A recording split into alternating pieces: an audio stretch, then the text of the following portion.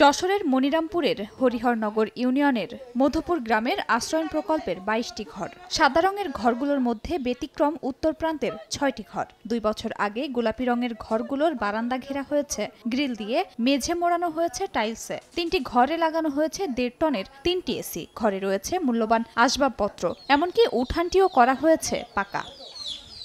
২ স্ত্রী, সন্তান ও শ্যালিকা সহ ১২ সদস্য নিয়ে ৬ ঘরে বসবাস করছেন স্থানীয় প্রভাবশালী আলতাফ হোসেন। অভিযোগ উঠেছে ইউনিয়ন ভূমি কর্মকর্তা সহ সংশ্লিষ্টদের ম্যানেজ করে এসব ঘর বাগিয়েছেন তিনি।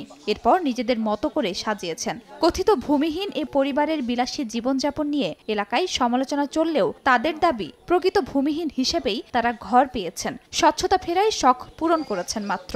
নাইব টিওনো হচ্ছে গিয়ে এসিল্যান্ড এটাই থেকে এই জমি বন্টন করে দিয়েছে। আমাদের কষ্ট করে পরিশ্রম করে কিছু তো করার একটা শখ আছে না, আশা থাকে, কিন্তু সেটা করার মানে এটা না যে আমাদের কিছু করবো বলে তার জন্য আমরা এই ঘরটা পাবো না। এখন মানুষের পরিবর্তনশীল, আজকে ভালো খারাপ জায়গায় আছি, কালকে ভালো জায়গায় হবে, এটা তো স্বাভাবিক। এটা নামে নামে ঘরে তুলে দিয়েছে। এইটা যে কিভাবে হয়েছে, যে একজনের ৬টা একজনের ৪টে, এটা আমি বলতে পারবো না। একটা পরিবারের মানুষ ৬টা ঘর নিয়ে থাকছে, এসি লাগাই থাকছে, আমরা একটা ঘর পাচ্ছি না। অর্ধেক পাউডারে দ্বিগুণ উজ্জ্বলতা। নতুন রিন অ্যাডভান্সড অর্ধেক পাউডারে দ্বিগুণ উজ্জ্বলতা।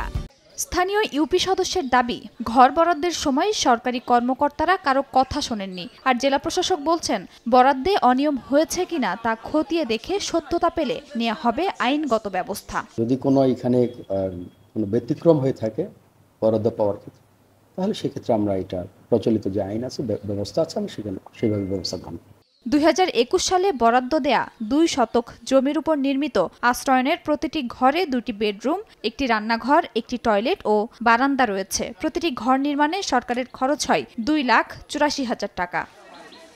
সময় সংবাদ, যশোর।